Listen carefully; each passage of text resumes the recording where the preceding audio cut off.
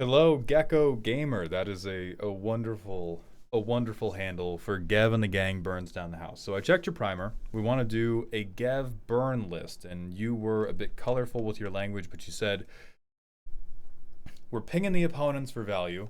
The lizards develop a board that amplify the ping into burn. I want the deck to feel like I'm building a burn engine that gets hotter and hotter while the lizards crash out, triggering another rain of burn along the way. It currently gets stuck on hands and draws that are just removal, so it feels like I'm playing control rather than the engine of lizard fire I'm trying to build. All right, so the first thing we have to do, right? We got to simplify our goals. Right now, your goal is lizard fire. You have defined lizard fire as burn, also burn from lizards. Here, you lied. This does not exist. It does not exist in a meaningful amount in Magic the Gathering. So I'm sure if we check the gang. Okay. ETB, deal 1 damage to each opponent. That one's pretty good. We got to make a lot of creatures for that. ETB, deal 1 damage. Sure. That is very technically burn. On second spell, deal 2 damage to one person. Very technically burn. Deal 1 damage to opponent on attack. Very technically burn. When a creature dies, deal 1 damage to target player. So the problem that you're going to run into is the burn damage numbers that were put on these lizards for draft and standard. They were put on these lizards to be balanced for playing against one other player who had 20 life, not 3 other people who had 40 life. Now, what you do talk about is having the lizards crash out.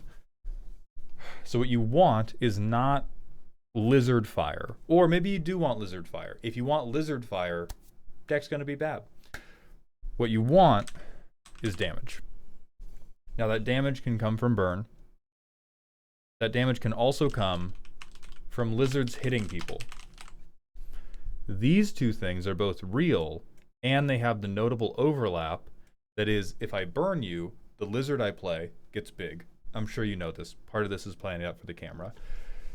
So let's look at what you're doing to make the lizards big. A sorcery that I would have to cast before casting my lizard for the turn, because Gev cares about individual opponents losing life before I go to play my lizard. A 4-mana sorcery I would have to cast before I cast a lizard. Goblin Bombardment, which would turn my 4 or 5 power lizard into 1 damage, and I would have to do this before casting my lizard for the turn. Impact Tremors, which is the same thing. If I chain lizards, great. If I don't, awful. Stuff like Impact Tremors is oftentimes better utilized by goblins. Better utilized by, if you're in like red-green, what else you can do? I just looked at a Saproling deck. You can do Saprolings. But Impact Tremors wants you to be able to make tokens. It doesn't want you casting one creature after the other.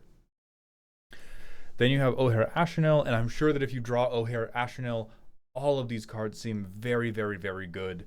If the card's not in your command zone, don't pin your hopes on drawing him. Rakdos Charm, which is burn, but again, doesn't help us with the Gev plan unless we cast this before the lizard. Nope. Same thing as End the Festivities. Torbrand is an amp, not a burn. Amp, not a burn. So we have like no ways to set up Gev. I think some of this is just a gap in card knowledge. A lot of this seems either picked from your collection or you were like, oh my god, this guy's so cute, which he is, best boy. What Gev really wants is you want repeatable burn. Because you want every turn to be able to go, I hit all of you for 1. Now I'm going to cast a lizard, and that lizard is going to have 3 counters on him. And those 3 counters are going to make him relevant compared to whatever fuck-ass dinosaur you tried to play. You also want it to be cheap. Now, you have hit cheap on a couple of the things. You hit cheap on End the Festivities. You've hit cheap on Goblin Bombardment. Goblin Bombardment actually cheap and repeatable. The problem here is that we are converting like a 5 power creature into 1 damage, which is just highly inefficient. And then Impact Tremors, we have cheap and repeatable, but it's happening in the wrong order. We want the damage to happen before the lizard enters, not after. So for that, I think we're looking at O-Tag Pinger.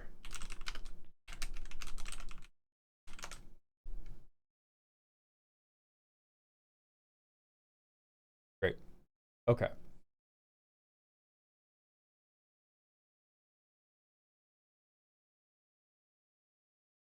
So your perfect card is Thermo Alchemist. Because Thermo Alchemist you can play, and then at the beginning of every turn, you can tap him for no mana and hit every opponent once, causing your next lizard to enter with 3 counters on.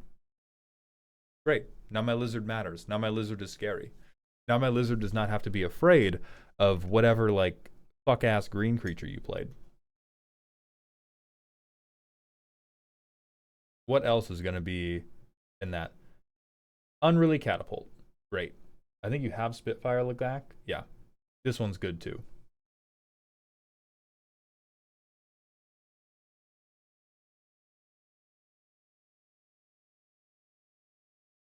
Oh my god, a 1-drop. That'll do it too.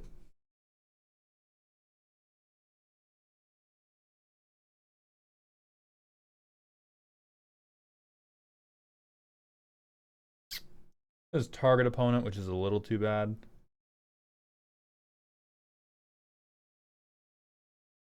Blister Spit Gremlin.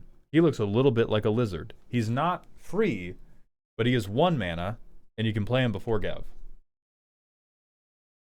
Lightning Rig Crew. Like these are the things that are the actual backbone of your burn, and not the one-off spells that deal burn damage. If you want to do one-off spells that deal burn damage, you should just make an O'Hare Ashnil deck. And then you can run like every single version of these. You can copy them a million times. They'll all deal 4. It'll be a really funny time, and you will have a literal wall of fire. What Gev wants is a wall of lizards, and he wants a wall of lizards who smell blood.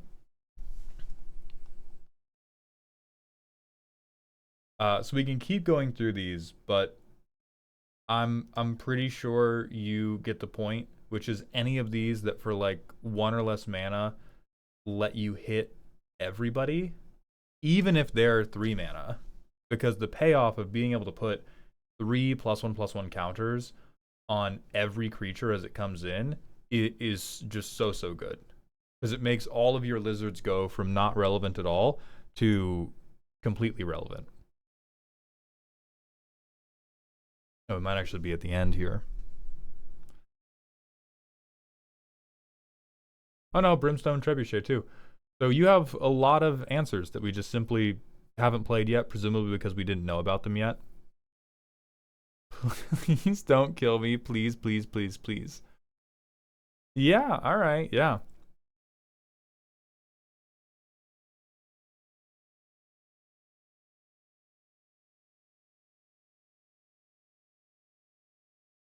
This is crazy, dog. Yawgmoth's Will? I'm sorry, half of your deck's budget is in Yawgmoth's Will. You don't have ramp, right? Yeah, you don't have ramp. You're not going to be able to... You're only going to be able to cast like 1 or 2 lizards. Okay. Okay. All right. So instead of Yawgmoth's Will, you want more things like Patriarch's Bidding and more things like Balthor. You want more things that are going to say, let me get a lot of cards back for a relatively low price. So for you, Behold the Sinister Six. Where my lizards at?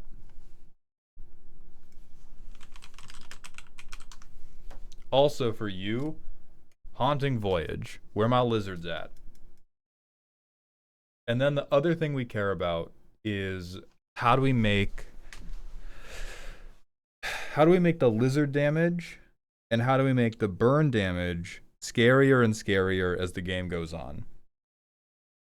Your problem here is that your best options are going to be specialized to one of the two. So if we wanted to make the lizards really good, you would play Collective Inferno.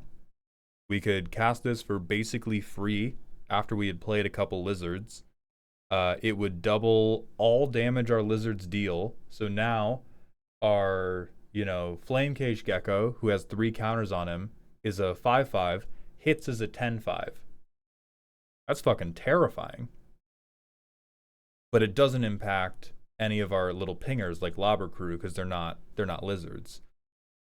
But we can do some stuff. We can do Furnace of Wrath. We can do City on Fire. We can do Fiery Emancipation. The tag you care about here is just damage multiplier. Red loves doing these. And you don't need 1,000,000, but you would probably like City on Fire, Fiery Emancipation. What is a dragon if not a big lizard, right? And then Bloodletter of Aclazotz as well. What is an angel if not a lizard with different skin? This one I don't think is enough. This one I think is almost close enough on the art to be an honorary lizard. So you kind of had the right idea with Uncivil Unrest. I just don't think you went far enough into it. And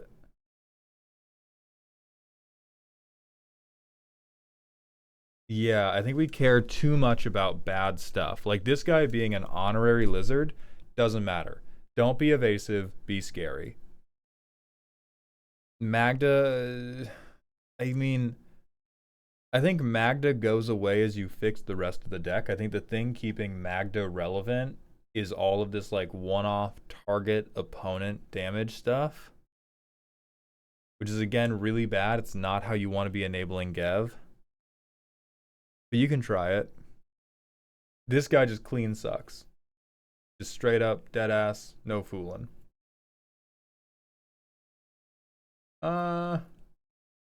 This is cute. I don't think you need it. I think you'll find that the rock collar is not necessary when you have like City on Fire, Emancipation, Collective Inferno. But it's cute. Let's see what we got. Okay. No burn. We have burn we don't want to use. And a Bloomburrow land. Great. So I play this. I play Gev. Look at me. I play... I'm just going to really drive this point home. I play this. I go... even better. So the only way I can make Impact Tremors work is if I play Magda and then I play the Skink. And then I get my counters. Oh man, look how much better this Skink is. Now I would like you to imagine a world where on turn 3, instead of playing Impact Tremors, we played Spear Spewer, Blister Spit, Unruly Catapult, any of these. And then both of these were lizards. Now we're just scary. Now we're just proper scary. And then if next turn we dropped a damage doubler who cared about all damage rather than just non-combat damage, we're swinging 10 damage lizards, dude. The heat is up.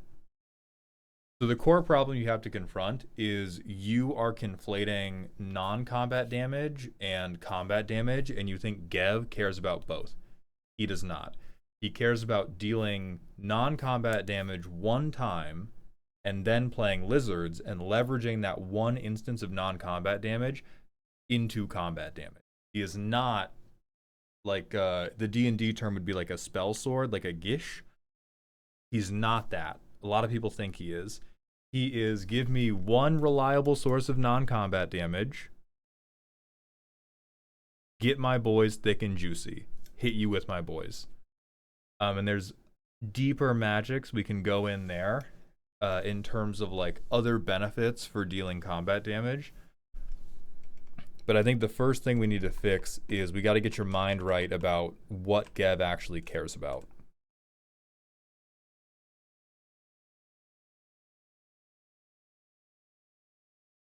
Now, I think we broadly have enough card draw. It's not the highest quality card draw I've ever seen. It doesn't have to be, quite frankly. So here we have Hired Claw, we have End the Festivities.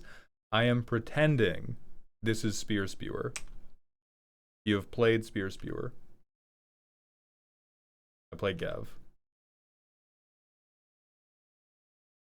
I tap Spear Spewer. I remove somebody's commander. I play a 4/5.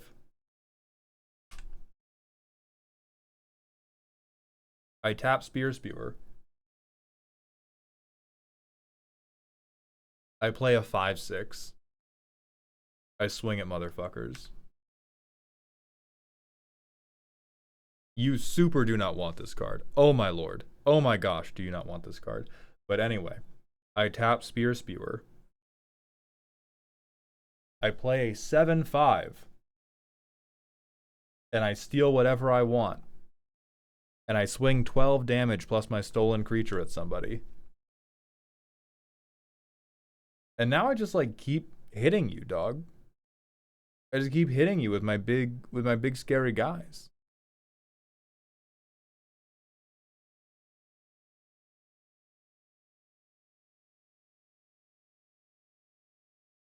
Same thing, God, every time I see this motherfucker. I think you also don't want Blast Act. You do not want symmetrical board wipes.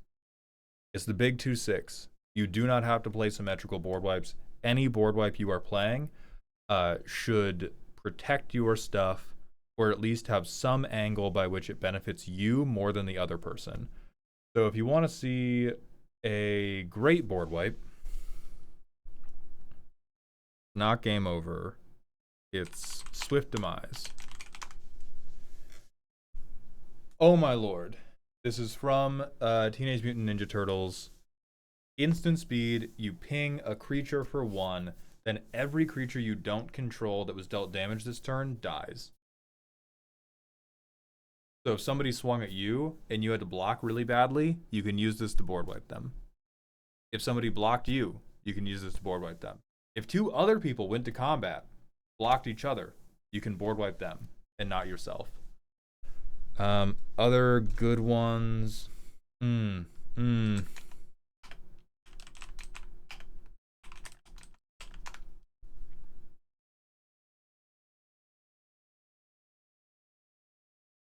Shell Shock. This lets you shoot each. This lets you shoot 1 creature for each opponent for X damage, and you make 3 mutagen tokens, which you can tap to put more counters on your lizards to make them even more bigger. You don't want like fire magic.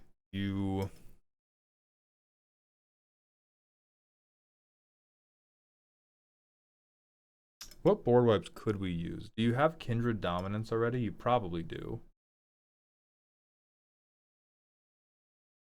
You don't. You could pick...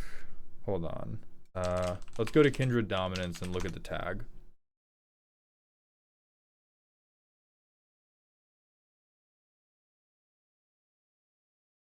Sweeper one-sided. Great.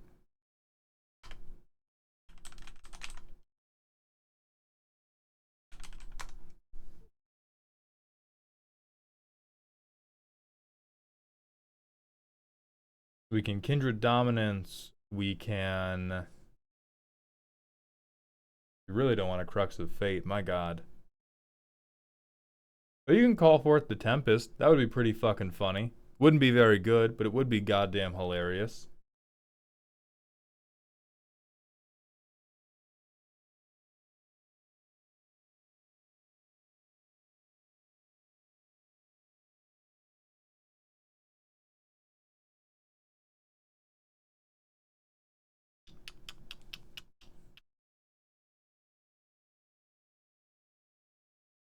You could Calamity of Cinders.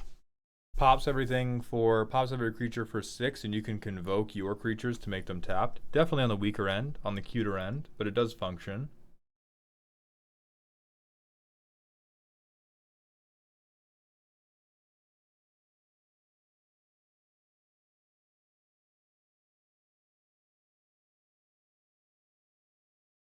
What other? Maybe Typal choose will also matter.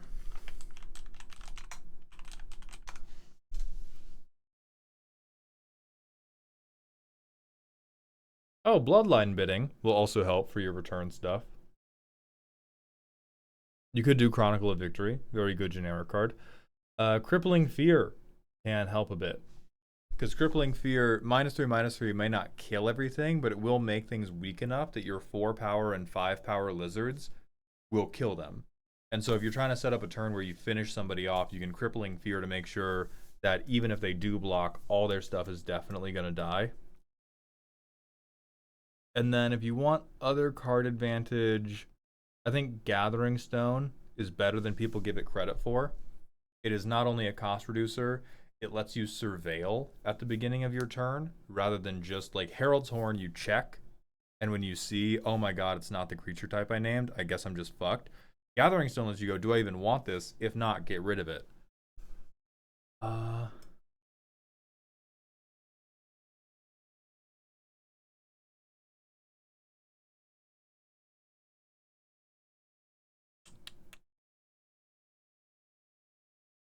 And from there, I think we get to a workable place. It is going to mandate that you kind of leave behind this dream of, with my left hand, I am casting Firebolt, and with my right hand, I am beating the fuck out of you.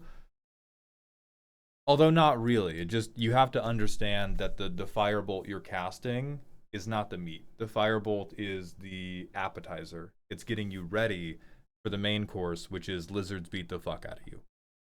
So, I wish you the best. I hope this helped. I hope you enjoy.